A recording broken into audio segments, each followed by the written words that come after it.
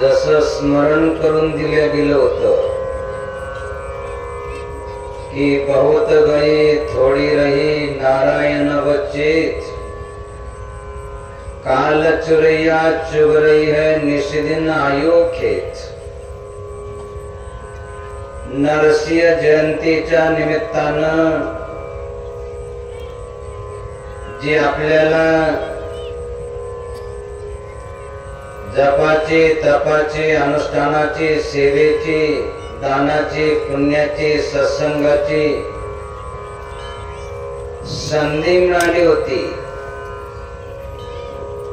आज नरसिंह भगवंताची जयंती ज्या निमित्तानं या सर्व कार्यक्रमाचं आयोजन करण्यात आलेलं आहे। उद्या या वेळेस तर आपण आपापल्या घरी राहणार आहे, म्हणून आजचं शेवटचं रात्रीचं प्रवचन, या प्रवचनाचा या सर्व कार्यक्रमाचा उद्देश की आपलं धन तन मन आणि वाणी पवित्र झाली पाहिजे। या उद्देशानं धर्मात्मांनी पुण्यात्मांनी सन्मानाची इच्छा न करता, कोणी नाव ठेवत असेल तिरस्कार करत असेल त्याची पर्वा न करता धर्मात्मांच्या पुण्यात्मांच्या सहयोगानं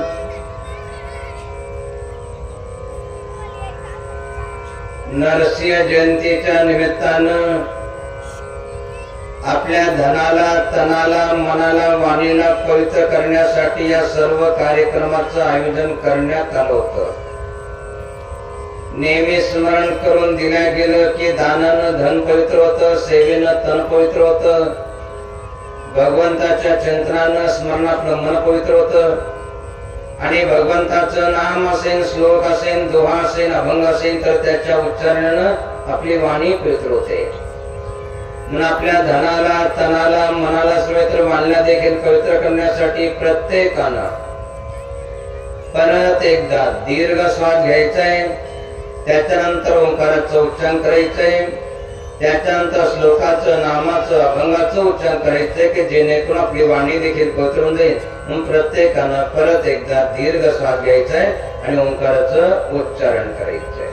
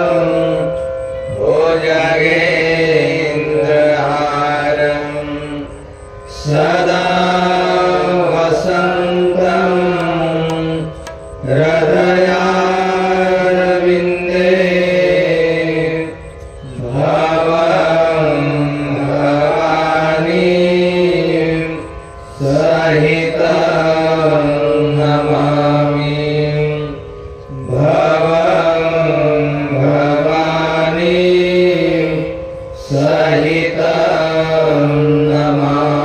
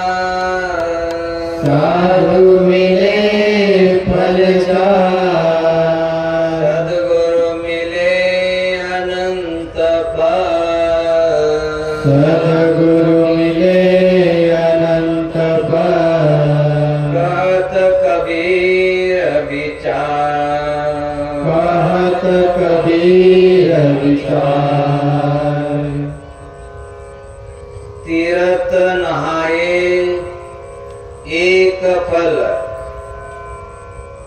साधु मिले फल चार,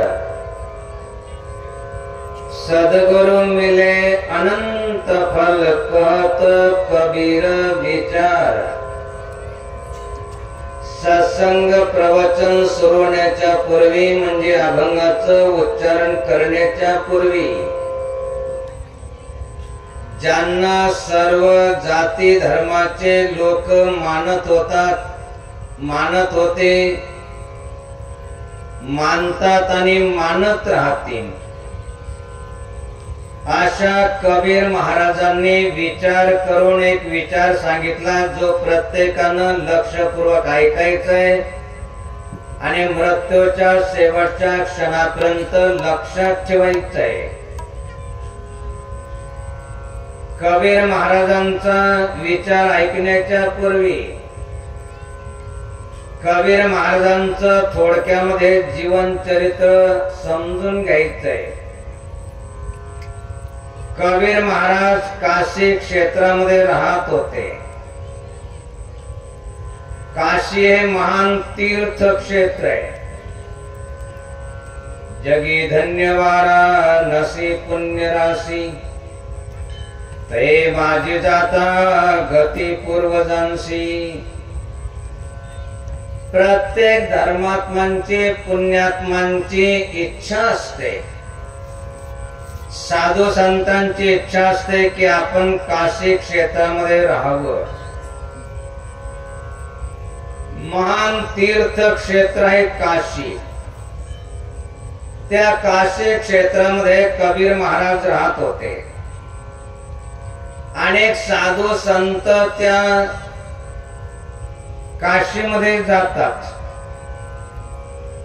जसं एक दोन दिवसापूर्वी आपल्याला सांगितलं होतं की एक म्हण आहे, मरावं तर काशीत नाही तर आपल्याच वेशीत।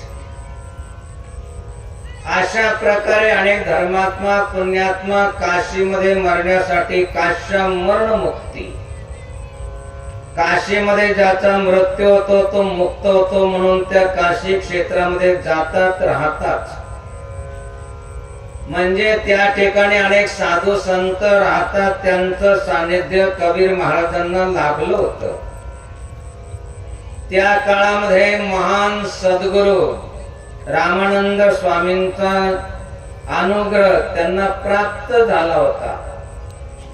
म्हणजे तीर्थ क्षेत्रामध्ये काय लाभ आहे, संताच्या सानिध्यात काय लाभ आहे, सद्गुरूच्या सानिध्यात काय लाभ आहे, हे जाणल्यानंतर त्यांनी विचार केला आणि विचार करून एक विचार सांगितला। कोणता?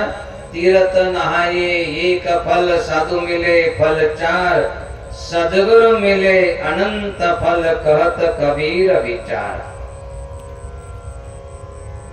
अनेक तीर्थ आहे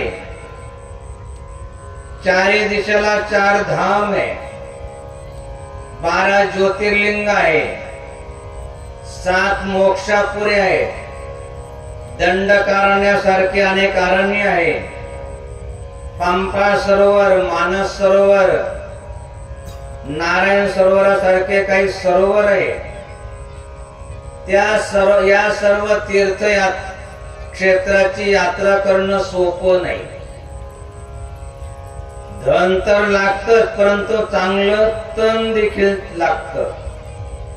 एवढं सर्व असूनही त्या तीर्थामध्ये जर पाणी शुद्ध असेल तर शरीर शुद्धीरूपी एक फळ मिळतं, किंवा श्रद्धा असेल, भावना असेल, विश्वास असेल तर पाप नाश रूपी एक फळ मिळतं. सांगायचं तात्पर्य तीर्थामध्ये एक फल आहे, त्याच्यापेक्षा जास्त फल कुठे? साधू मिले फलचार.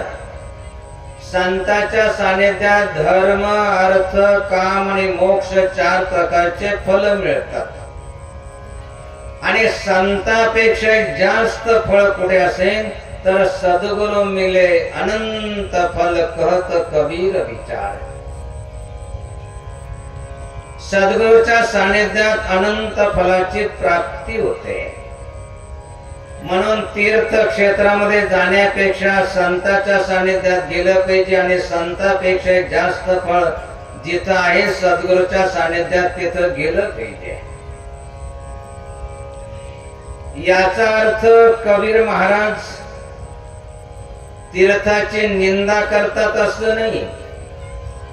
जगद्गुरु तुकाराम महाराज म्हणतात की तीर्थी धोंडा पाणी देव रोकडा सज्जनी.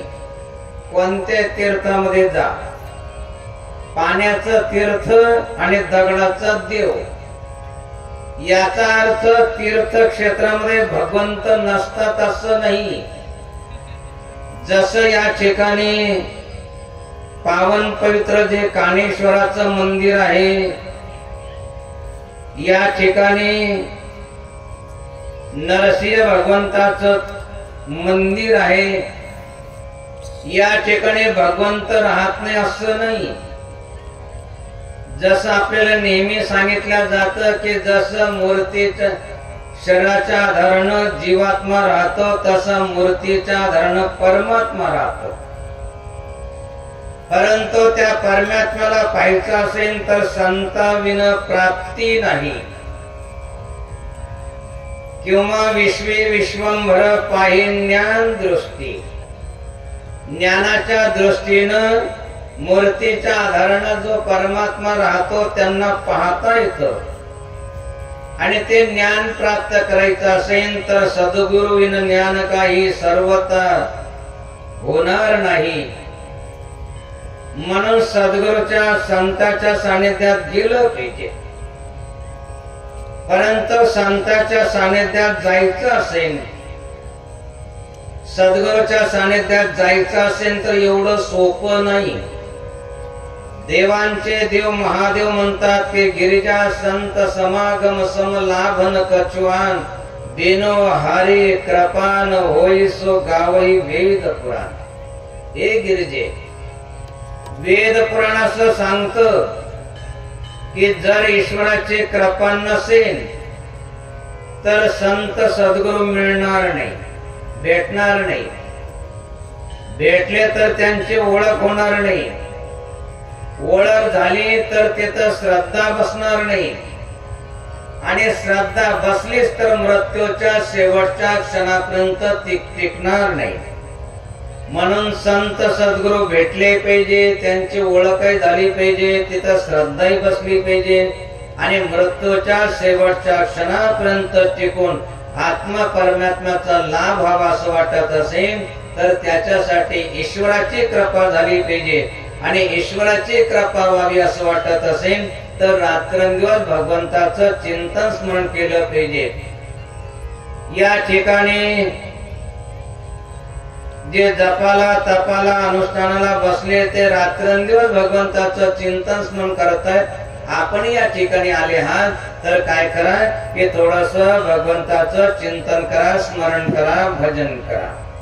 नमः शिवाय ओम नमः शिवाय नमः शिवाय ओम नमः शिवाय नमः शिवाय ओम नमः शिवाय नमः शिवाय ओम नमः शिवाय हर हर भोले नमः शिवाय हर हर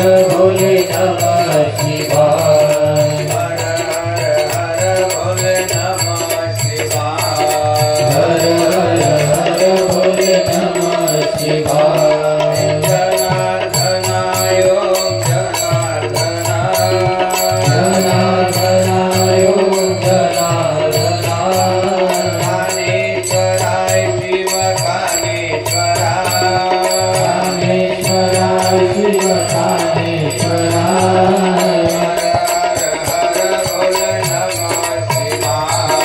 हर हर भोले नमः शिवाय हर हर भोले नमः शिवाय हर हर भोले नमः शिवाय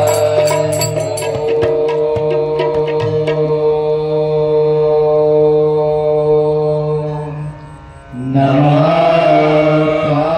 पार्वती पतये हर हर महादेव गोपाल कृष्ण भगवान की जय श्री गुरुदेव दत्त दत्त दत्त अलग निरंजन सद्गुरु जनार्दन स्वामी महाराज की जय महामंडलेश्वर स्वामी परमानंद गिरिजी महाराज की जय कुंडलिकाग्रे बहार विठ्ठल श्री ज्ञानदेव तुकाराम पंढरीनाथ भगवान की जय पवन पुत्र हनुमान की जय रामचंद्र भगवान की जय भानुश्री माता की जय नागेश्वर भगवान की जय पशुपतेश्वर भगवान की जय नरसिंह भगवान की जय कान्हेश्वर भगवान की जय संतांची अभंगवाणी जिचा कधी भंग होत नाही जिचा कधी नाश होत नाही असे संतांची अभंगवाणी ऐकून त्या अभंगवाणीचं जर आपल्या जीवनामध्ये पालन केलं तर आपल्या 42 कुळाचा म्हणजे 21 आईच्या आणि 21 वडिलांच्या अशा 42 कुळांचा उद्धार होतो. संतांची अभंगवाणी केवळ आपल्या वाचेने उच्चारली तर आपली वाणी पवित्र होते. म्हणून आपल्या वाणीला पवित्र करण्यासाठी प्रत्येकानंच अभंगवाणीचं उच्चारण केलं पाहिजे आणि प्रत्येकालाच अभंगवाणीचं उच्चारण करता यावं आणि प्रत्येकाची वाणी पवित्र व्हावी या उद्देशानं अगदी साध्या सोप्या चालीमध्ये अगोदर आम्ही अभंग म्हणतो, नंतर प्रत्येकानंच अभंगाचं उच्चारण करायचंय. सद्गुरु वचनाचे करे अमृतपान सद्गुरु वचनाचे करी अमृतपान सद्गुरु वचनाचे करे अमृतपान सद्गुरु वचनाचे करी अमृतपान जन्म मृत्यू दान नासतील जन्म मृत्यू दान नासतील जन्म मृत्यू दान नासतील ओसी तू अमर स्वामी इंद्रियांचा ओशी तू अमर स्वामी इंद्रियांचा ओसी तू अमर स्वामी इंद्रियांचा ओशी तू अमर स्वामी इंद्रियांचा मने काया वाचा शरण जाई मने काय वाचा शरण जाई माय वाचा शरण जाई सद्गुरुचे तीर्थ अमृताची वाटे सद्गुरुचे तीर्थ अमृताची वाटी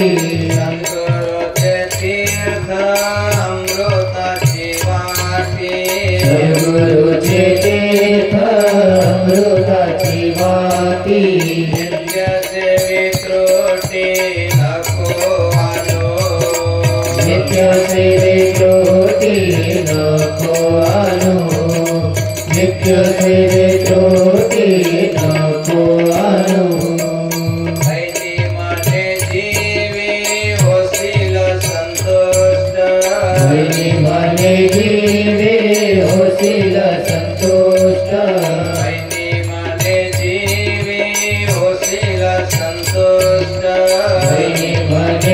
जीवे होशील संतुष्ट सद्गुरुवरिष्ठ पूजलिया सद्गुरुवरिष्ठ पूजलिया सद्गुरुवरिष्ठ पूजलिया सद्गुरु वचनाचे करी अमृत पान जन्म मृत्यू जान नासतील होसी तू अमर स्वामींद्रियांचा मने काया वाचा शरण जाई सद्गुरुचे तीर्थ अमृताची वाटी नित्य सेवे त्रुटी नको आणू बहिणी म्हणे जीवी होशील संतुष्ट सद्गुरु वरिष्ठ पूजलिया महान संत बहिणाबाई ज्या संत माऊलीला जगद्गुरु तुकाराम महाराजांचा कृपानुग्रह लाभला होता ज्या संत माऊलीला एक नव्हे तर अनेक जन्माचं स्मरण होत अशी ती महान संत माऊली या चार चरणाच्या अभंगामध्ये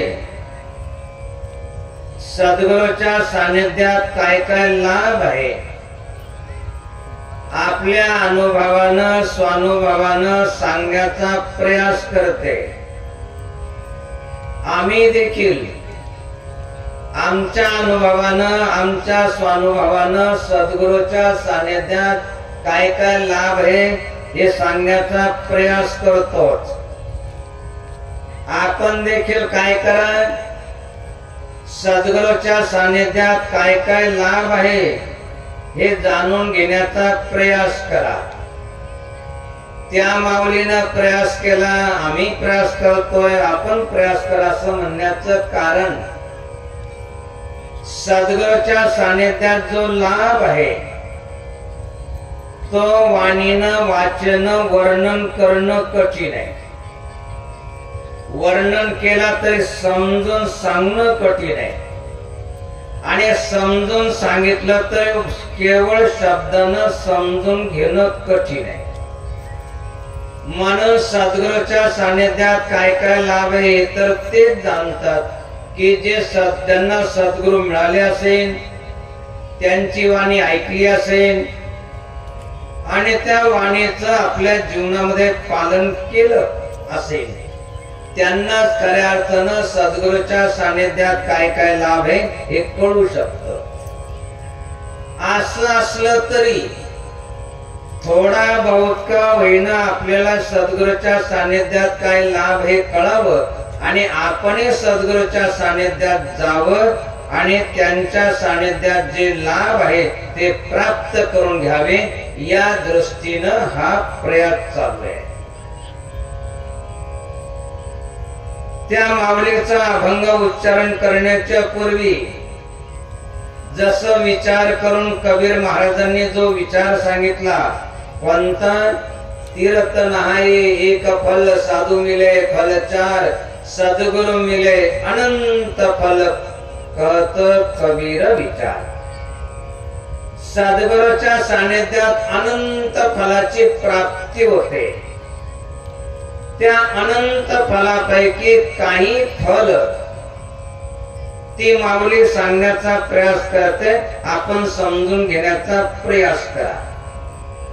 सद्गुरूच्या सानिध्यात सर्वात मोठा कोणता लाभ असेल तर पहिल्या चरणामध्ये ती माऊली सांगते, सद्गुरु वचनाचे करी अमृतपान। सद्गुरु वचनाचे करी अमृतपान। सद्गुरु वचनाचे करी अमृतपान। सद्गुरु वचनाचे करी अमृतपान। जन्म मृत्यू दान नासतील। जन्म मृत्यू दान नासतील। जन्म मृत्यू दान नासतील। सर्वात मोठा लाभ असेल तर कोणता? सद्गुरु वचनाचे करी अमृतपान। सद्गुरु वचनामृत जर आपण प्राशन केलं तर काय होईल? जन्म मृत्यू जाण नासतील। जन्म मृत्यूच्या चक्रापासून मुक्त व्हान अनेक प्रकारचे अमृत आहे। स्वर्गामध्ये स्वर्गामृत आहे, कथेमध्ये कथामृत आहे, चंद्रामध्ये चंद्रामृत आहे। त्याप्रमाणे या सर्व अमृतापेक्षा सर्वात जर समुद्र मंथनापासून निघालेलं अमृत आहे, या सर्व अमृतापेक्षा सर्वात श्रेष्ठ अमृत कोणतं असेल तर सद्गुरु वचनामृत। त्या सद्गुरु वचनामृताचं जर आपण प्राशन केलं म्हणजे सद्गुरूचं वचन ऐकलं, त्याचं जीवनामध्ये पालन केलं तर काय होईल? जन्म मृत्यू जाण नासतील। पुनरपि जननम पुनरपि मरणम पुनरपि जननी जठरे शयनम। जन्म झाला की मृत्यू आणि मृत्यू झाला की जन्म। कधी पशुच्या पक्षाच्या वृक्षाच्या जीवजंतूच्या गतीला जात राहतो, दुःख भोगत राहतो। त्या जन्म मृत्यूच्या चक्रापासून मुक्त व्हायचं असेल तर त्याच्यासाठी सद्गुरु वचनामृत प्राशन करा। सद्गुरूचं वचन ऐकलं, पालन केलं तर अजून काय लाभ होईल? दुसऱ्या चरणामध्ये ती माऊली सांगते, ओसी तो अमर स्वामी इंद्रियांचा। ओसी तो अमर स्वामी इंद्रियांचा। ओसी तो अमर स्वामी इंद्रियांचा। ओसी तो अमर स्वामी इंद्रियांचा। मने काया वाचा शरण जाई। मने काया वाचा शरण जाई। मने काया वाचा शरण जाई। जर सद्गुरु वचनामृत प्राशन केलं आणि मनानं कायेनं आणि वाचन आपण जर शरण गेला सद्गुरूंना, क्रम लक्षात ठेवा। सर्वात पहिलं मनानं जा, नंतर शरीरानं जा आणि शेवटी वाचेनं म्हणजे शब्दानं जा। लोक उलटा क्रम करतात। शब्दानं जातात की आम्ही तुम्हाला शरण आलेलो आहे, शरीरानं काही तसं होत नाही आणि मनानं तर बिलकुलच होत नाही। त्याच्यासाठी मने काया वाचा शरण जाईल, त्यानं काय होईल? ओसी तो अमर। अमर म्हणजे ज्याला मरण नाही, म्हणजे आता आपण मरणारच नाही असं नाही। मरो मरो सब कोई कहे, मरना न जाने कोई, एक बार ऐसा मरो कि फिर मरना न होए। मरो मरो सब कोई कहे, मरना न जाने कोई, एक बार ऐसा मरो कि फिर मरना न होय। संताच्या सद्गुरूच्या सानिध्यात जायचं कशासाठी, जगायचं कसं हे शिकण्यासाठी नाही, जगायचं कसं हे तर सर्वांना माहित आहे, खायचं कसं हे सर्वांना माहित आहे। दोन कुत्र्याच्या मध्यभागी भाकर टाकली तर निर्बल त्या तोंडातून बलवान कुत्र कधी कधी काढून घेतं, भूक असलं तर खाऊन घेतं, नसलं तर पुरून ठेवतं। जगायचं कसं, खायचं कसं हे तर त्याला देखील माहित आहे। मरायचं कळालं पाहिजे। मरायचं म्हणजे आत्महत्या नाही करायची, ते काही मरण थोडंच आहे। जो आत्महत्या करतो तो तर भूत प्रेत पिशाचाच्या गतीला जातो। मरो मरो सब कोई कहे, मरना न जाने कोई, एक बार ऐसा मरो कि फिर मरना न होय। अशी कला जाणून घ्यायची असेल तर मने काया वाचा शरण जाई, अमर होता। आणि स्वामी इंद्रियांचा दुर्दशा कशामुळे झाली, लोक इंद्रियांचे गुलाम झालेले। थोडासा वास आला की चालले घुसले तिथं डाब्यामध्ये, काही थोडस वाजलं की लागले तिकडे बघायला। इंद्रियाचे गुलाम झाले। आपण इंद्रियाचे स्वामी व्हा। घे घे माझे वाचे, गोड नाम विठोबाचे, डोळे तुम्ही घ्याले सुख, पहा विठोबाचे मुख। आदेश देतात आणि त्याप्रमाणे त्यांची इंद्रिय वागतात। सांगायचं तात्पर्य, सद्गुरूची वाणी ऐकली, जीवनामध्ये पालन केली, जन्ममृत्यूच्या अतीत व्हान, अमर व्हान, इंद्रियांचे स्वामी व्हान आणि परम गतीला जाण। म्हणजे मेल्यानंतर त्याला लाभ होतो असं नाही, जिवंतपणे। सुरुवातीपासून सांगणं आपल्याला चालू आहे। या कार्यक्रमाचा उद्देश काय आहे, जिवंतपणे सुखाची आणि मृत्यूनंतर मोक्षाची प्राप्ती झाली पाहिजे। म्हणून तो अमर होतो, म्हणजे जन्म मृत्यूच्या अतीत होतो।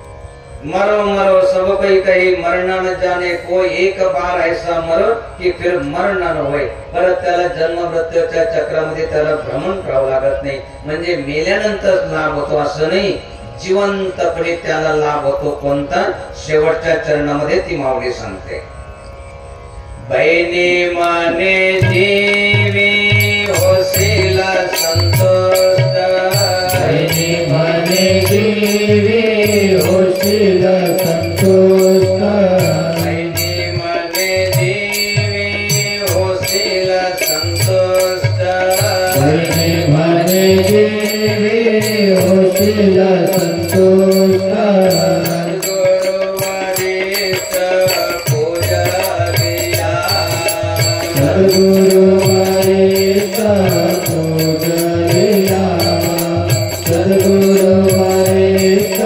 पूजलिया। आपण बहिणी म्हणे होशील संतुष्ट, संतुष्ट होऊन जाण, समाधानी होऊन जाण, सुखी होऊन जाण। कशामुळं, सद्गुरु वरिष्ठ पूजलिया। या जगामध्ये सर्वात श्रेष्ठ वरिष्ठ कोण असेल तर सद्गुरु आहे।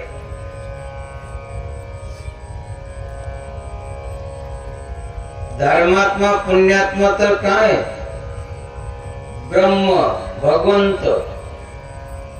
त्यांनी जरी अवतार घेतले तर ते जातात कुठं, सद्गुरूच्या सानिध्यात।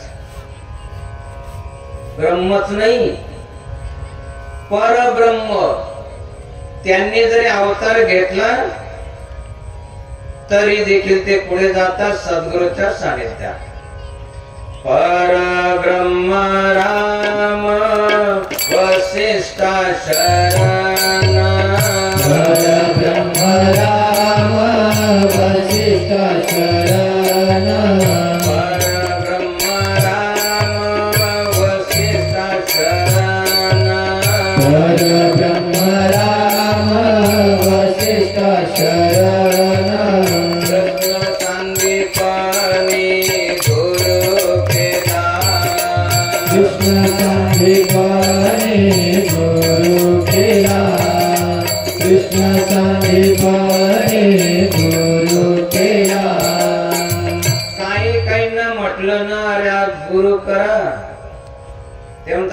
काही काही कळत नाही का? आम्ही का अज्ञानी का?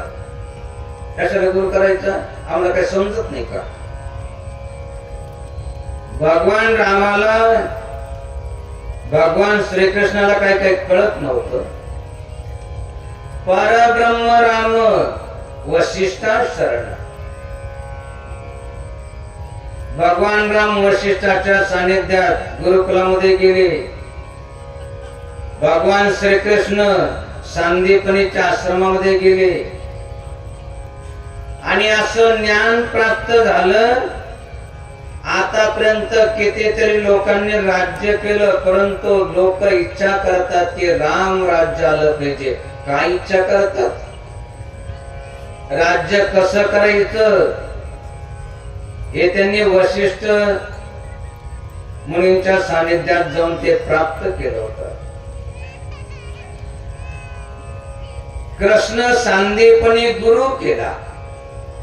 या जगामध्ये कितीतरी गुरु गीता आहे, अष्टावक्र गीता आहे, अवधूत गीता आहे, परंतु सर्वात श्रेष्ठ कोणती गीता असेल तर श्रीमद भगवत गीता,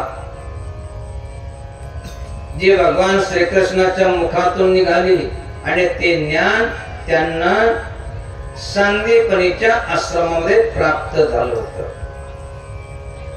असं ज्ञान प्राप्त झालं की भगवान रामाच्या कृष्णाच्या नावानं जीवाचं पाप ताप दुःख दारिद्र्य निवृत्त होत. आता काही काही म्हणतील ते तर अवतार होते भगवंताचे, परंतु एखादा जर पापी असेल तो जर सद्गुरूला शरण गेला, त्यांची वाणी ऐकली तर तो काय वंदनीय होऊन जाईल, निश्चित होऊन जाईल. जसं वाल्मिका उपदेशी नारद तो मुनी, वाल्मिका उपदेशी नारद तो मुनी, वाल्मिका उपदेशी नारद तो मुनी, वाल्मिका उपदेशी नारद तो मुनी, वंद्य त्रिभुवनी झाला वाला, वंद्य त्रिभुवनी झाला वाला, वंद्य त्रिभुवनी झाला वाला. वाल्मिका उपदेशी नारद तो मुनी, वंद्य त्रिभुवनी झाला वाला. 2-4 दिवसापूर्वी कथा सांगितली होती, आठवत असेल. महान पाप वाल्यापुळ्यानं केलं. एक जीव मारला की एक छोटासा खडा टाकायचा, असे 7 रान भरले. नारद मुनी त्या ठिकाणी आले आणि त्यांना लुटण्यासाठी गेला. तर नारद मुनीनं म्हटलं की वाल्या, अरे एवढं सर्व पाप करतो कशासाठी? म्हटले कुटुंबासाठी. अरे म्हटले ज्यांच्यासाठी एवढं पाप कर्म करतो ते तुझ्या पापाचे वाटेकरी होतील का? म्हटले का बरं होणार नाही? जर मी त्यांच्यासाठी करतो तर? म्हटले तसं नाही होत. जिसका पाप वही भोगता पाप, जो करीन तो भरीन अशी मन आहे. बायको करेन तर बायको भरीन, नवरा करेन तर नवरा भरीन, मुलगा करेन तर मुलगा भरीन. ज्याचं पाप त्यालाच भोगावं लागतं. असं थोडंच आहे की बायकोचा तुटलं देऊन नवऱ्याच्या गळ्यामध्ये बांधून, आता नवरा साऱ्या गल्लीने वागत बसेल असं कुठं होतं? तुलाच भोगावं लागेल. घरी गेला, विचारलं सर्वांना, माझ्या पापाचे वाटेकरी व्हान का? सर्वांना सांगितलं नाही. आला, चिंता करायला लागला, रडायला लागला. नारद मुनीने सांगितलं की चिंता करून काही उपयोग होत नाही, उलट नुकसान होतं. चिंता से घटित क्षति राही. चिंता सर्व सोडून दे, चिंतन कर. चांगलं काय, वाईट काय, धर्म काय, अधर्म काय, पाप काय, पुण्य काय, काय खावं काय खाऊ नये, कुणाची संगती करू नये आणि कुणाची संगती करावी याचे चिंतन कर. आणि सर्वात पहिले सर्व सोडून दे. आणि मी मंत्र देतो, त्या मंत्राचं स्मरण करत बैस. जेवढं पाप आहे तुझं सर्व निघून जाईल. बैस म्हटला तर बसला. जोपर्यंत उठा म्हणत नाही तोपर्यंत उठायचं नाही. सर्व अन्न पाणी संपून गेलं. लाकडासारखं शरीर झालं. वाळव्यासनी लाकडं समजून मांस खाऊन टाकलं. केवळ हाडकं शिल्लक राहिले तरी त्याचा प्राण गेला नाही. कित्येक वर्षानंतर नारद मुनी आले, आवाज दिला आणि त्या वारुणामधून वाल्ल्याचे वाल्मिक ऋषी होऊन बाहेर आले. वाल्मिक उपदेशी नारद तो मुनी त्रिवंद्य त्रिगुणी झाला वाला. सांगायचं तात्पर्य काय की आपण काय करा, ब्रह्म काय परब्रह्म देखील सद्गुरूच्या सानिध्यात जात. म्हणून आपण काय करा, या जगामध्ये सुख आणि परलोकामध्ये सद्गती हवी असेल तर त्याच्यासाठी सद्गुरूच्या सानिध्यात जा, त्यांची वाणी ऐका. या ठिकाणी जेवढे शब्द लक्षात ठेवा, सद्गुरूच्या सानिध्यात जो लाभ आहे तो सांगितला, गुरुच्या सानिध्यात नाही.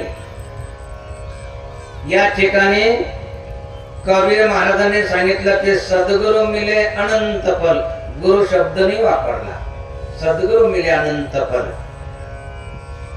बहिणाबाईनं 4 चरणाचा अभंग या ठिकाणी लिहिला. त्याच्यामध्ये 3 ठिकाणी शब्द आला सद्गुरु. गुरु कुठेच नाही. सद्गुरु वचनाचे खरी अमृतपान, सद्गुरूचे तीर्थ अमृताची वाटी. बहिणी म्हणे जीवीस वशील संतोष्ट, सद्गुरु वरिष्ठ पूजलिया. हा सर्व लाभ पुढे सद्गुरूच्या सानिध्यात. असं ऐकल्यानंतर काही म्हणतील गुरु आणि सद्गुरु याच्यामध्ये काही भेद आहे का? खूप भेद आहे. एक गुरु, एक मंत्र गुरु, एक तंत्र गुरु, एक वस्ताद गुरु, एक राजगुरु म्हणती जनी. एक माता गुरु, एक पिता गुरु, एक देवगुरु, एक बोलीजे सद्गुरु. जगद्गुरु सकळ कळा, आपली माता आणि पिता तेही गुरुची तत्वता. परी पैल पार पाविता तो सद्गुरु वेगळा. जे जे जातीचा जो व्यापारो ते त्याचे तितके गुरु. याचा पाहता विचारू दंड असे, असो ऐसे उदंड गुरु. नाना मताचा विचारो परी जो मोक्षदाता सद्गुरु तो वेगळाची असे. जे करामती दाखविती तेही गुरु म्हणे जेती, परंतु सद्गुरु नव्हेती मोक्ष दाते. घरोघरी गुरु आहेत. आयते म्हणजे रेडीमेड. कुठे सद्गुरूच्या सानिध्यात गेली नाही, कुठे साधना केली नाही, तो मंत्राचं बीज माहित नाही, न्यास माहित नाही, तो सिद्ध केलेला नाही, बस दुसऱ्याच्या कानामध्ये सांगत राहतात गुरु. घरोघरी गुरु आहेत. सद्गुरु पाहिजे. सद्गुरु काय करतात? बिघडले देव आणि भक्त जीव शिवपणे देत. तया देव भक्ता एकांत करीतो सद्गुरु. प्राणी माया जाळीत पडिले, संसार दुःखे दुखावले. ऐसे जेने मुक्त केले तो सद्गुरु जाणावा. शिष्यास नावती साधन न करविती इंद्रिय दमन. ऐसे गुरु अडक्याचे 3 मिळाले तरी त्यागावे. आजकाल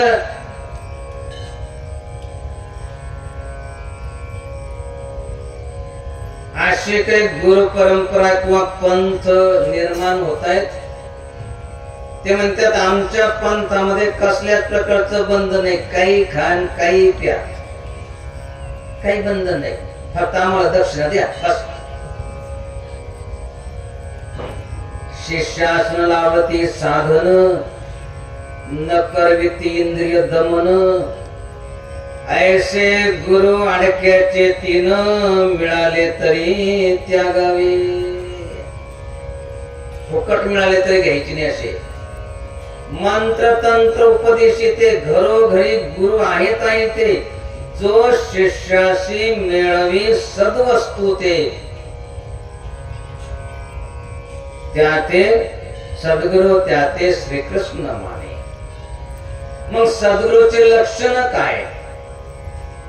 ज्ञान वैराग्याने भजन, स्वधर्म कर्माने साधन, कथा निरूपण श्रवण मनन, नीती न्याय मर्यादा. यामध्ये कोणी असे ते नेते विलक्षण दिसे. मनोने सर्वही विरसे सद्गुरु पाशी. ज्ञान पाहिजे. ज्ञान म्हणजे अध्यात्म विद्या विज्ञान, आपण तरुण जगाला तारण्याचं ज्ञान.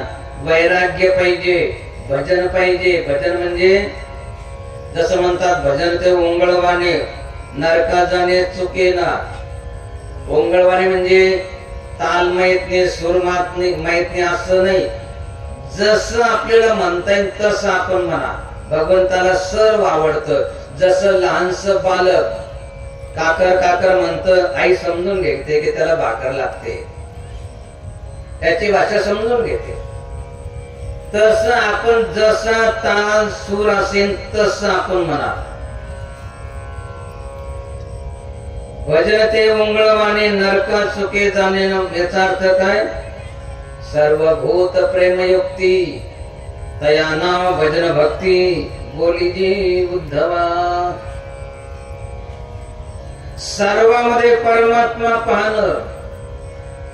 प्रल्हादानं तर सर्वांमध्ये जळी स्थळी काष्टी पाषाणी अवघा भरला चक्रपाणी यत्र यत्र स्तोदेवा सर्वव्यापी महेश्वरा असं भजन करा.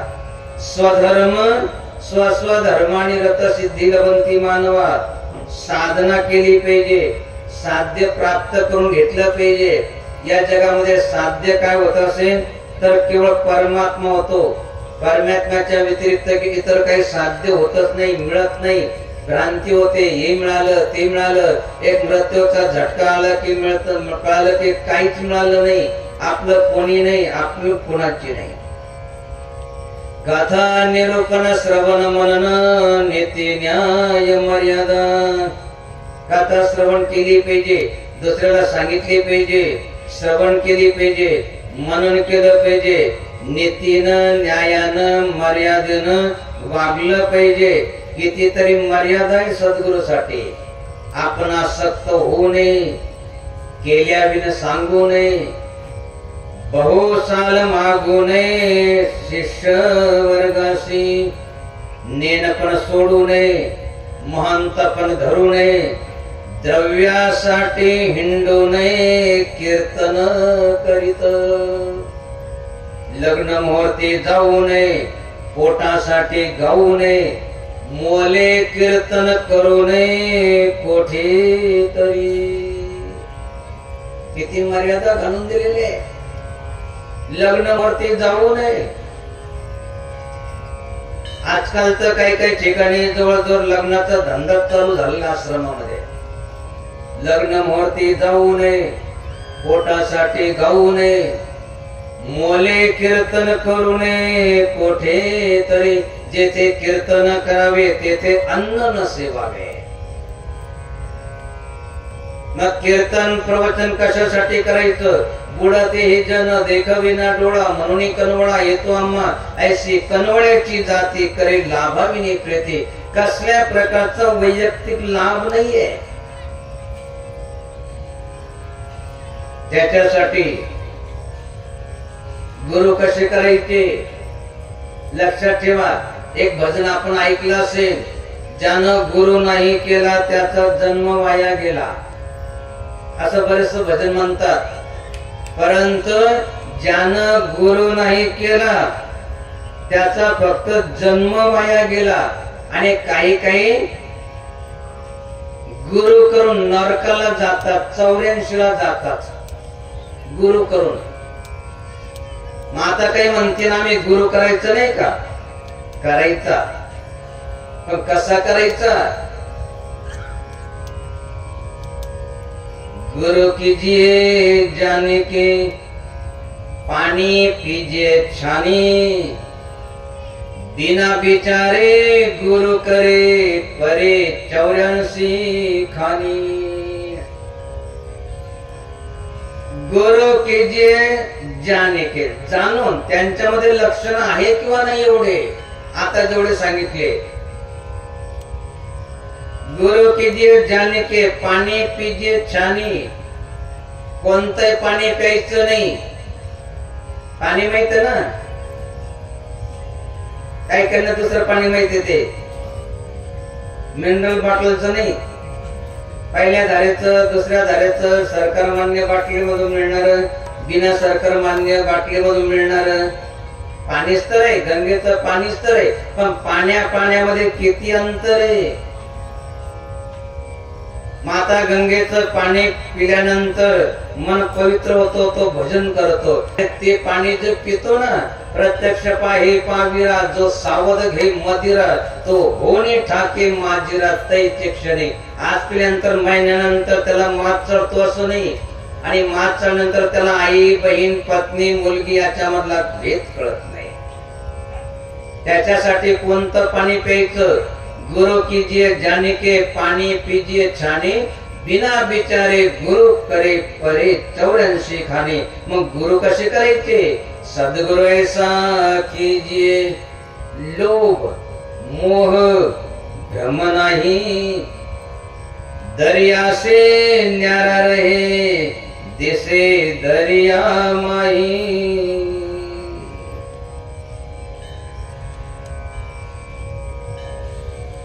सद्गुरु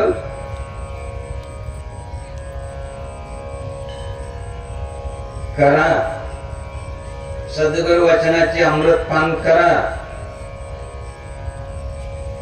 गुरु को सिर पर राखिए, चलिए आज्ञा माही. कहे कबीरता दास को, तीन लोक भय नाही.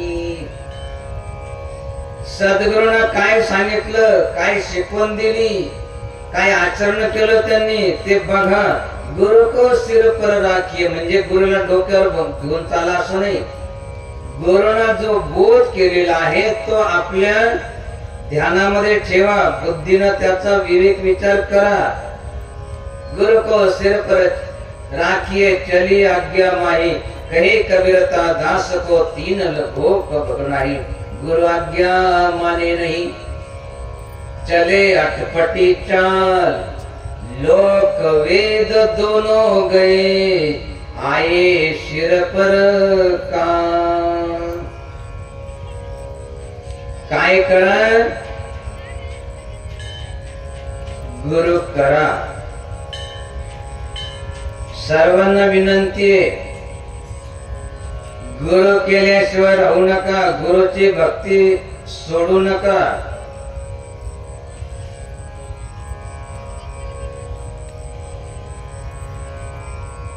गुरु म्हणजे सद्गुरु.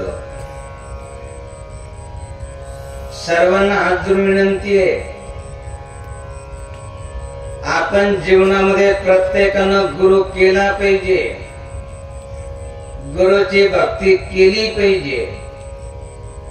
आपण म्हणा समजा गुरुने केला, गुरुची भक्ती नाही केली तर काय होतं? कबीर महाराज सांगतात, कबीर गुरु की भक्ती बिन नारे पुकरी होय. गली गली भुकत फिरे, टुक न डारे कोय. समझते ना? कबीर गुरु की भक्ती बिन नारी कुकरी होय. श्री गुरुची भक्ती नाही केली तर काय होतं? कुकरी, बकरी नाही बरं का, कुकरी म्हणजे कुत्री. आणि अशी कुत्री गली गली भुकत फिरे, टुकन डारे कोय. साऱ्या गल्लीनं भुकत राहते, परंतु तिला कोणी यू यू करून तुकडा टाकत नाही, अशी कुत्री होते. आता असं ऐकल्यानंतर काहींच्या मनामध्ये संभ्रम निर्माण होऊ शकतो. बरेचसे म्हणतील, आमच्या गल्लीत तर बऱ्याचशा बाया आहेत, त्यांनी गुरु केला नाही, गुरुची भक्ती केली नाही. मग तेवढ्या बाया जर कुत्र्या होत्या, तेवढ्या कुत्र्याचा आमच्या गल्लीमध्ये काही दिसत नाही. शंका तर बरोबर आहे, परंतु काही बायांचं जीवन बघा कुत्री सारखंच असतं. बऱ्याचशा बाया ते म्हणतात देखील, काय भोगती, काय भांडती, कुत्री सारखं, कुत्री मेली भुकतच राहते. कोणती बाई कुत्रीच्या गतीला जाते? आपल्या सर्वांना हात जोडून विनंती आहे, एवढा चांगला आपल्याला देह दिलेला आहे भगवंतानं. नर करणे करे तो नारायण बने, नारी करणे करे तो लक्ष्मी बने.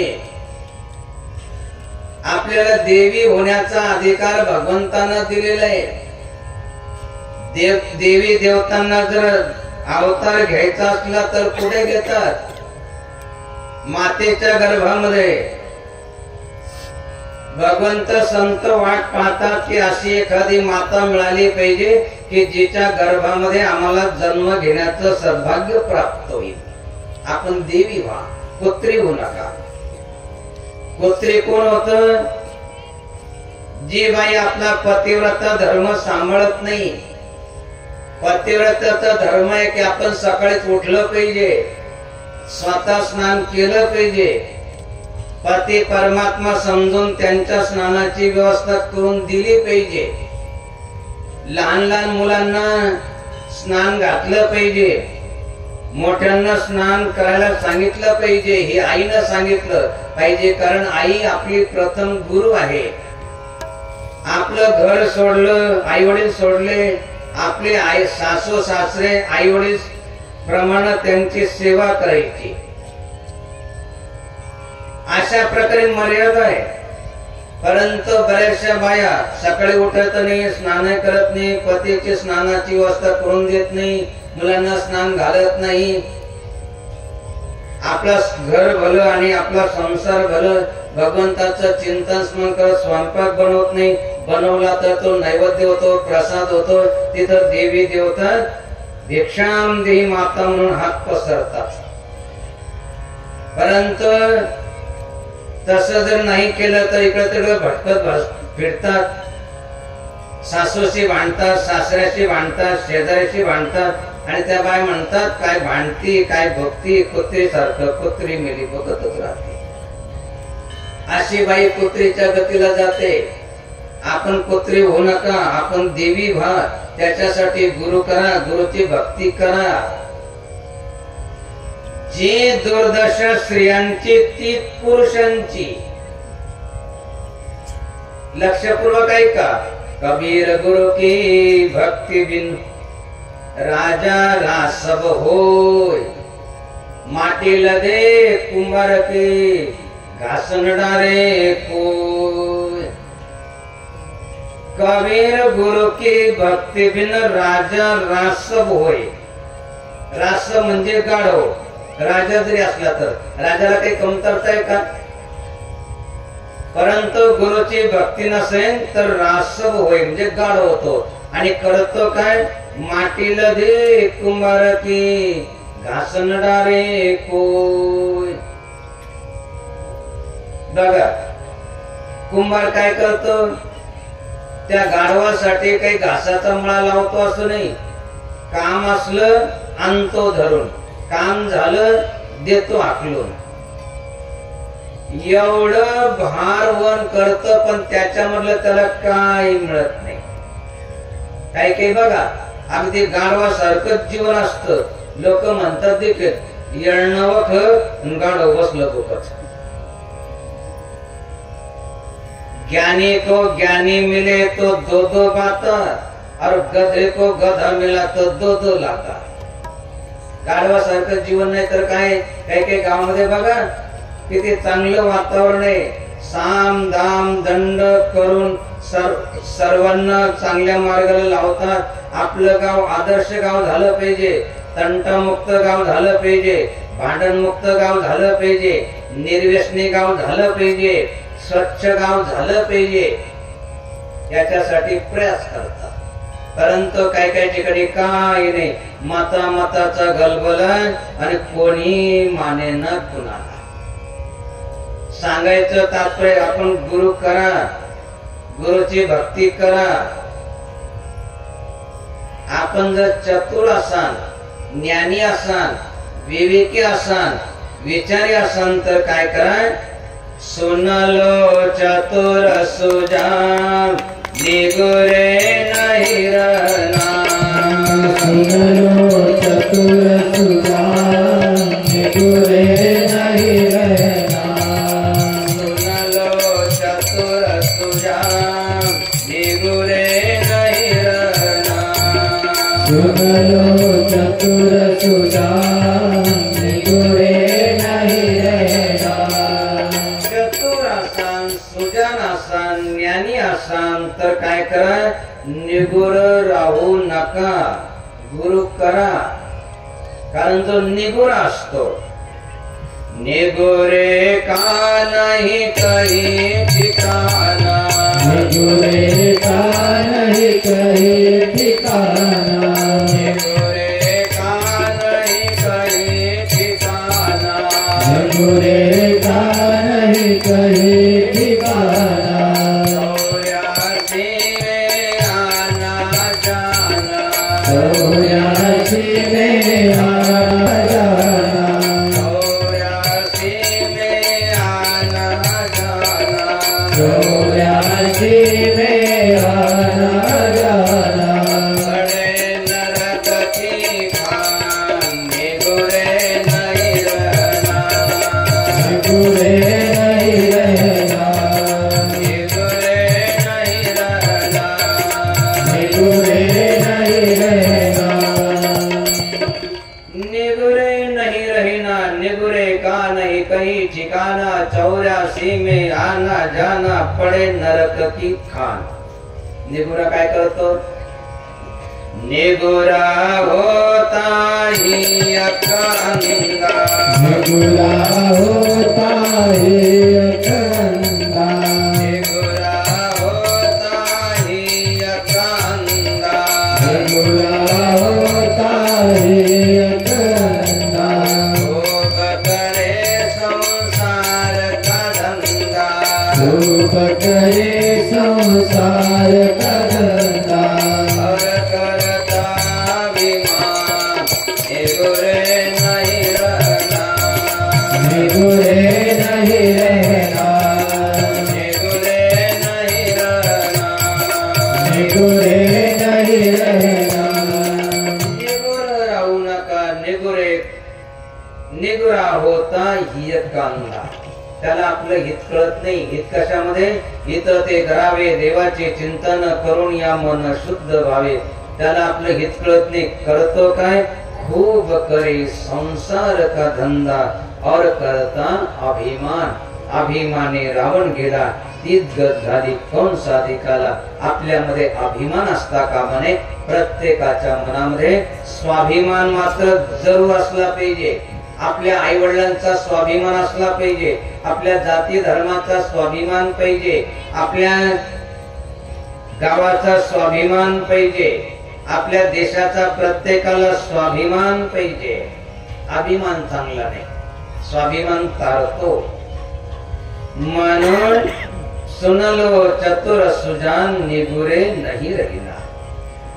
ज्यांनी गुरु केला नसेल त्यांनी गुरु करा, आणि ज्यांनी गुरु केला असेल त्यांनी काय करायचं? सुरुवातीला सांगितलं की आज रात्रीचं शेवटचं प्रवचन राहिले. फक्त आता 2च प्रवचन. सकाळचं ब्रह्म मुहूर्तामधलं प्रवचन आणि मिरवणूक आल्यानंतर सांगतेचं प्रवचन. रात्री आपण सर्व आपापल्या मानलेल्या घरी आपल्याला जायचंय. लक्षात ठेवा, हे सर्व जप तप अनुष्ठान कशासाठी चालू आहे? आपल्या गावाला आपण पोहोचावं याच्यासाठी चालू आहे.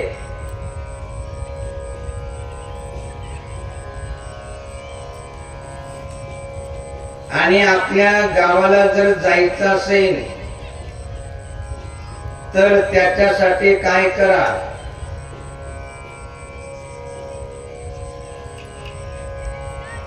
आपलं गाव म्हणजे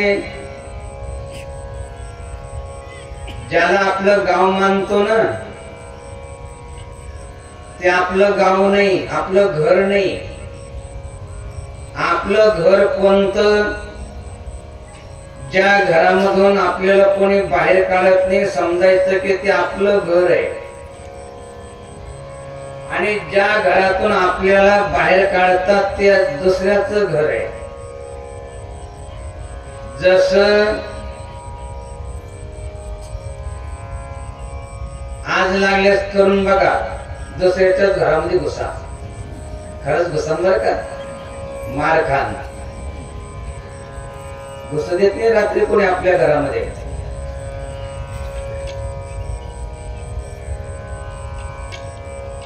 बाहेर काढून देतात.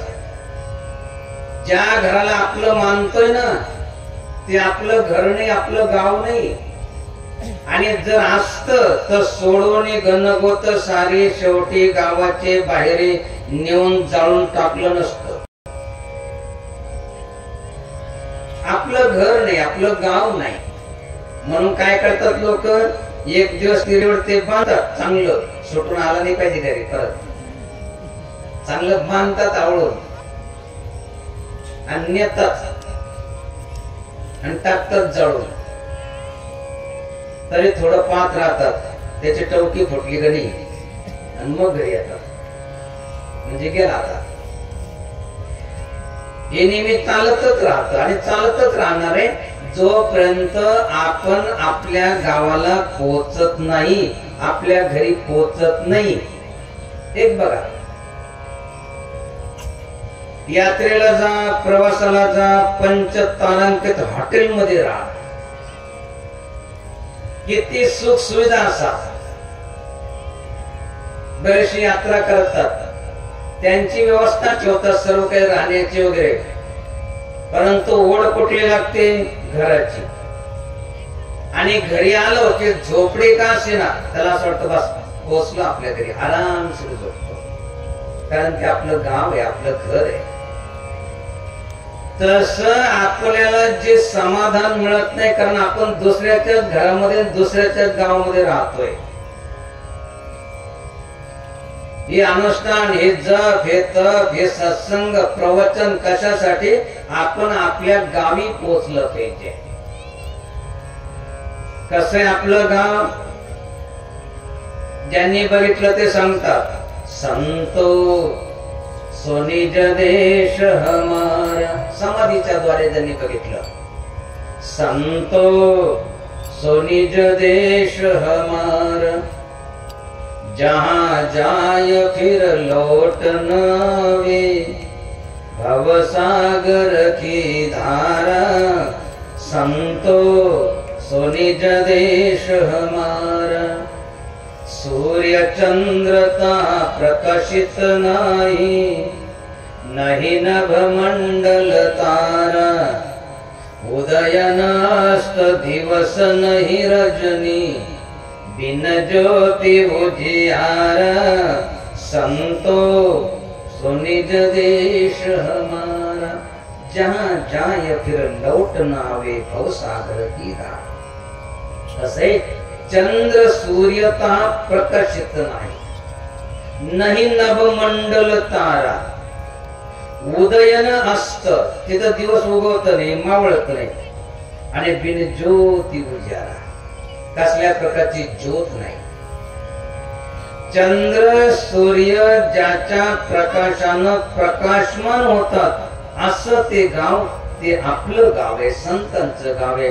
जसं जगद्गुरु तुकाराम महाराज म्हणतात, आम्ही जातो आमच्या गावा, आमचा राम राम घ्यावा. कुठं म्हणतात, काने गाला होते तेव्हा देऊला म्हणतात, आम्ही जातो आमच्या गावात, आमचा राम राम घ्यावा. त्या गावाला आपल्याला जायचंय, प्रत्येकाला जायचंय, आणि जोपर्यंत त्या गावाला जात नाही तोपर्यंत सुख समाधान आणि शांतता आणि जन्म मृत्यूच्या चक्रापासून आपली निवृत्ती होऊ शकत नाही.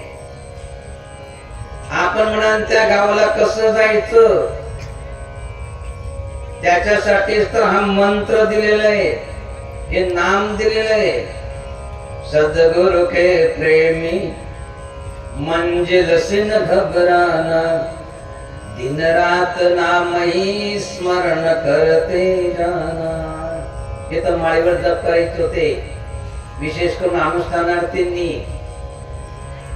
उद्या आपल्याला मानलेल्या घरी जायचंय, त्या ठिकाणी गेल्यानंतर लक्षात ठेवायचंय, सद्गुरु के प्रेमी मंजिल से न घबराना, दिन रात नाम ही स्मरण करते जाना. इथं माळीवर जप करत होते, घरी गेल्यानंतर माला श्वास श्वास की भगत जगत के बीच, जो फेरे सो गुरुमुखी ना फेरे सो नीच.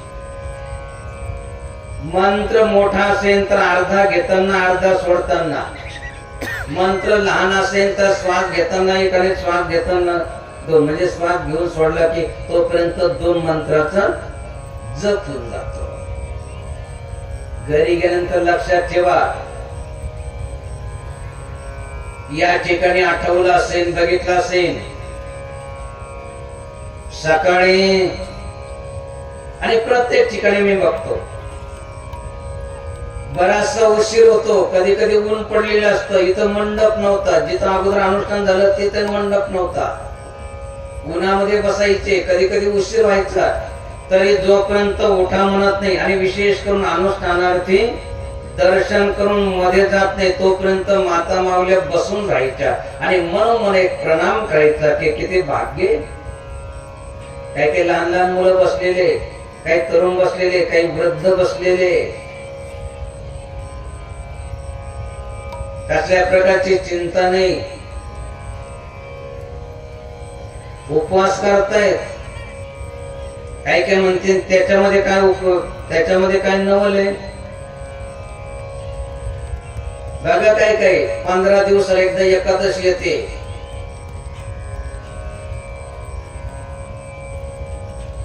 अगोदरच्या दिवशी तो घरच्यांना आठवण करून देतो, उद्या एकादशी बरं का. म्हणजे काय, उद्या काही बनवायचंच नाही असं नाही. तो चांगलं कर बरं का, उद्या एकादशी आहे. म्हणजे दुसऱ्या दिवसाचं अगोदरच खाऊन घेतो आणि सकाळचं उठलं शेंगदाणे आहे, गुळ आहे, काही फळ आहे, साबुदाणा आहे, भगर आहे.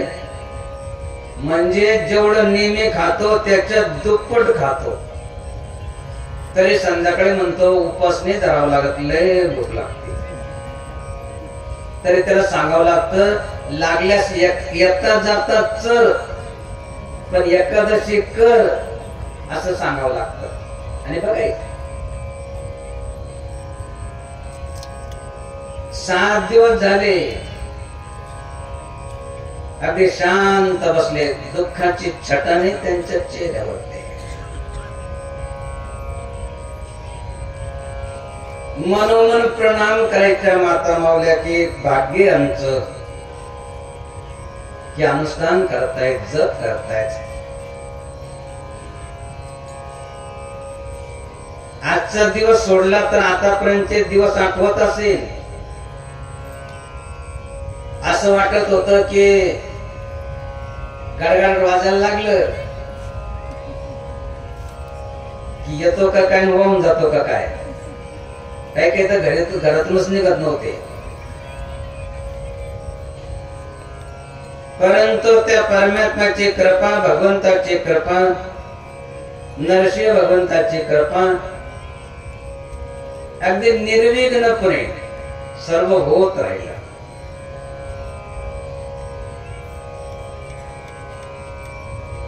की बिचारे किती भाग्य, त्यांच्या आई वडिलांचं पुण्य आहे. जप तप अनुष्ठान करते ऋषी मुनी जन, मनोमन त्यांना प्रणाम करत होते. परंतु घरी गेल्यानंतर अनुष्ठानार्थीने लक्षात ठेवायचं, असे धर्मात्मा पुण्यात्मा घरी गेल्यानंतर मिळतील असं नाही. कारण या जगामध्ये बरेचसे लोक खेकड्याच्या जातीचे राहतात. खेकडा माहिती ना, एखाद्या डब्यामध्ये 2-3 खेकडे टाकले, त्याला झाकण नाही लावलं तरी एक देखील खेकडावर येत नाही. का बरं येत नाही? एक तळा लागला की दुसरं त्याचं तंग धरून खाली पडतो, येऊ देत नाही. तस कितीतरी लोक या समाजामध्ये खेकड्याच्या जातीचे. आपण तर सन्मार्गाला लागत नाही आणि दुसऱ्याला लावू देत नाही. घरी गेल्यानंतर असेच लोक आपलं दर्शन घेतील असं नाही, लक्षात ठेवायचं. दुनिया के लोग तुझको दीवाना बना देंगे, दुनिया के लोग तुझको मंजिल से गिरा देंगे. हरगिज नहीं घबराना, पग पग बढ़ते ही जाना. सदगुरु के प्रेमी मंजिल से न घबराना, दिन रात नाम ही स्मरण करते जाना. बरीचशी भेटतील.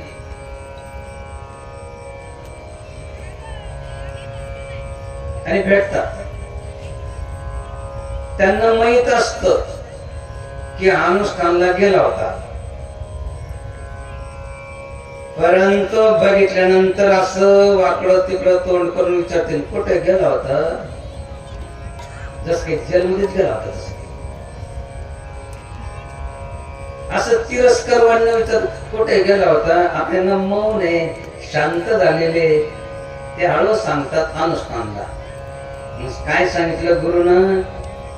सर्वात पहिलं सांगितलं की प्यायचं नाही, व्यसन करायचं नाही. तेव्हा ते पिऊन तपाय काय होत.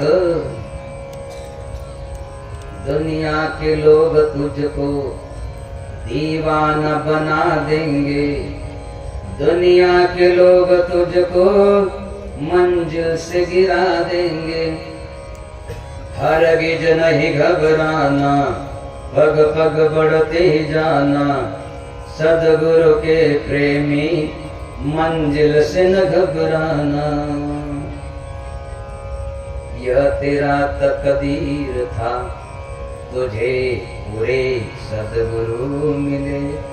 जिथे ज्ञान वैराग्य भक्ती ठसावे, क्षमा शांती देही दया ही विसावे. दिसे ब्रह्मचर्य स्वांगासी आले, मने बहिणी तो सद्गुरु स्वभावे. असे सद्गुरु मिळाले. ये तेरा तकदीर था, तुझे पूरे सद्गुरु मिले. जीवन के बगिया में भक्ति के फूल खिले. प्रभु नाम की दौलत से झोली भरते जाना, सद्गुरु के प्रेमी मंजिल से न घबराना. दिन रात नाम ही स्मरण करते जाना. घरी गेल्यानंतर काय करायचे चालू आहे. सद्गुरु को बसा के दिल में, निश दिन काम करना, और शब्द ध्यान धर के भव सागर से पार तरना.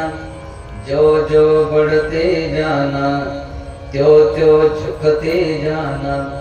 सद्गुरु के प्रेमी मंजिल से न घबराना.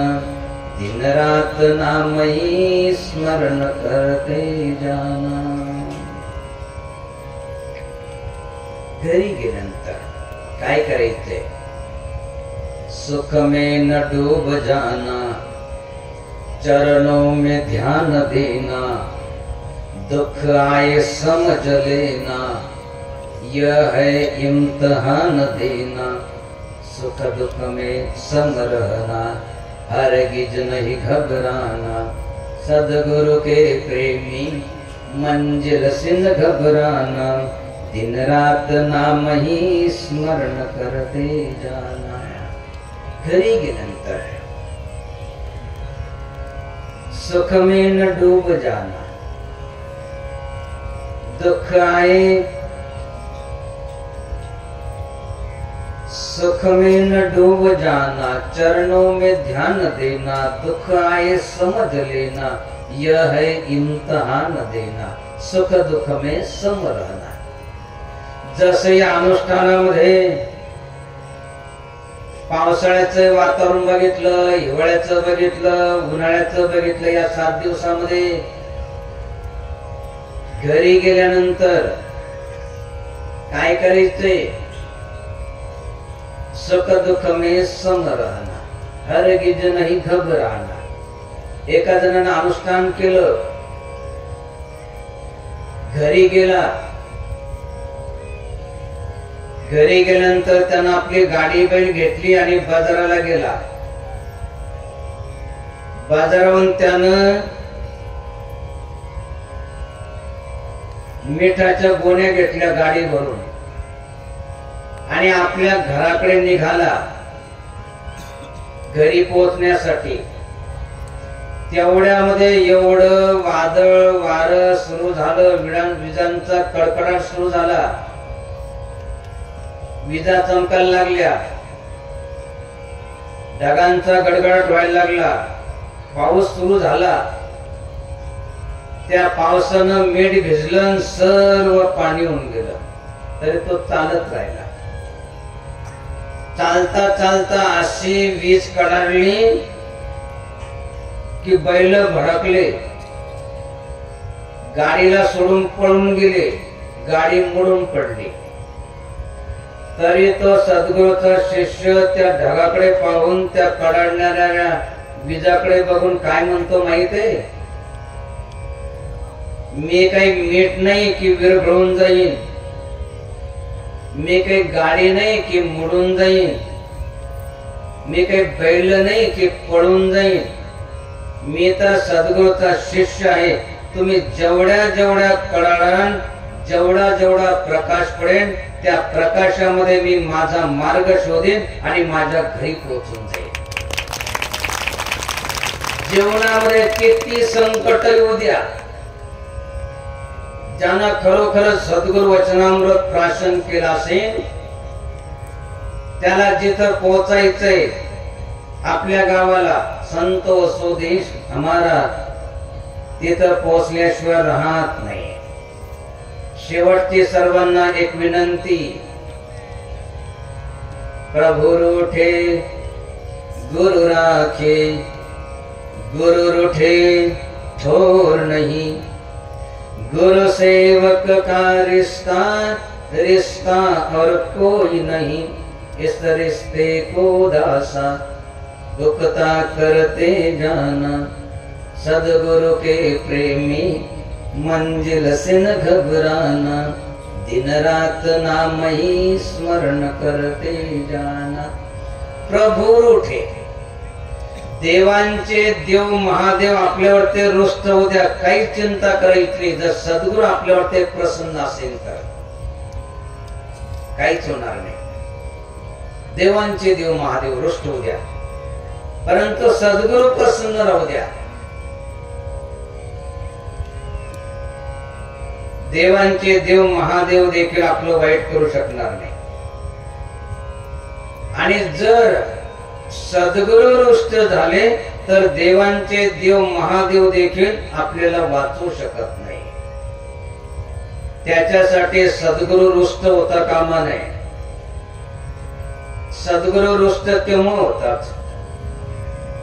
बाकीच्यांचा सोडा, आम्हाला वाईट केव्हा वाटतं? आपण दक्षिणा दिली नाही म्हणून आम्हाला वाईट वाटतं असं नाही. प्रवचन असेल, अनुष्ठान असेल, लग्न मुहूर्ती जाऊ नये, पोटासाठी गाऊ नये, मोले कीर्तन करू नये, कोठे तरी सर्वांना माहीत झालेलं आहे. प्रवचन असेल जायचं,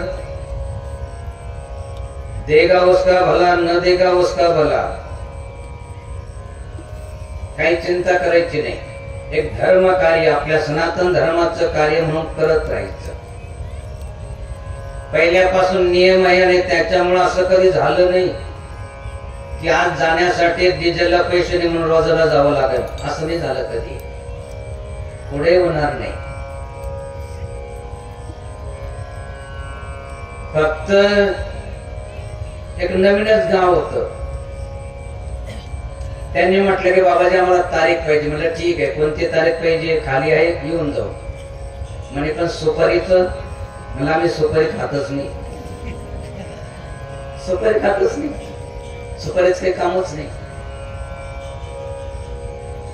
काही काही ठिकाणी ते म्हणे बाबाजी आमच्याकडे तर सुपारी ठरवल्याशिवाय वाजवणाऱ्याचे किती, टाणावाल्याचे किती, पाखवाराचे किती, हे सर्व ठरवले जातं, त्याच्याशिवाय नाही. आम्हाला वाईट केव्हा वाटतं? आपला तसा सदन भाग आहे, परंतु काही काही ठिकाणी असे अनुष्ठान घेतले की तिथं जास्त भक्त झोपड्यात झोपड्या. अगोदर त्यांना कळालं होतं की अनुष्ठान करायचंय, वर्गणी द्यायची आहे. या अनुष्ठानाला बसतात त्यांनी निर्व्यसनी जीवन जगलं पाहिजे. अनुष्ठान कालामध्ये काही माता भगिनींनी गाईचं दूध आपल्या मुलाला नाही दिलं, अनुष्ठानासाठी आणून दिलं. काही साठी देण्यासाठी पैसा नसतो तर ते आठवड्यामधून एक दिवस उपवास करतात, त्याविषयी काहीच नाही खायचं, पाणी पिऊन राहायचं. आणि तो खर्च अनुष्ठानासाठी त्यांनी दिला. का दिला? आज जी दुर्दशा चालू आहे, कुणाचा भाऊ व्यसनी आहे, कुणाचा मुलगा व्यसनी आहे, कुणाचा पती व्यसनी आहे, आणि त्या ठिकाणी अगदी नरकप्राय ते दुःख भोगतायत. तर निर्व्यसनी होतील, काहीतरी जगाचं कल्याण करतील, याच्यासाठी ते देतात. आणि सुरुवातीच्या दिवशी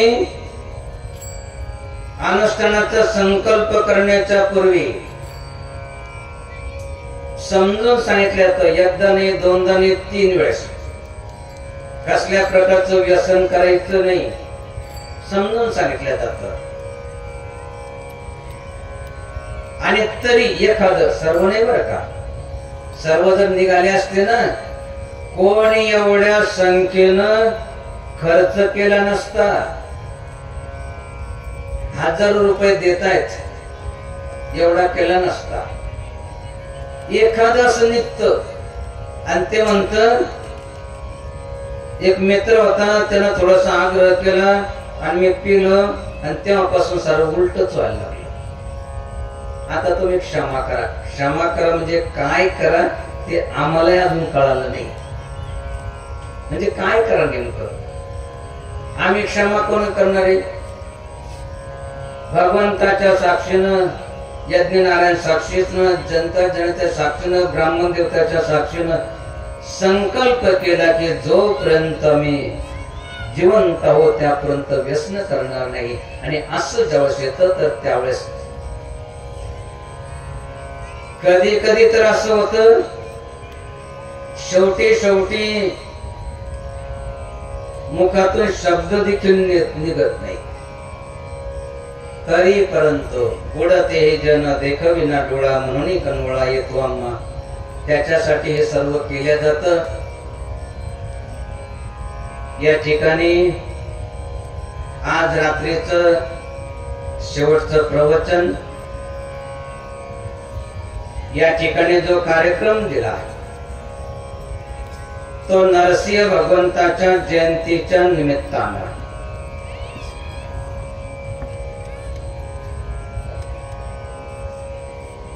तर अपेक्षा ही होती की एवढं पावन पवित्र मंदिर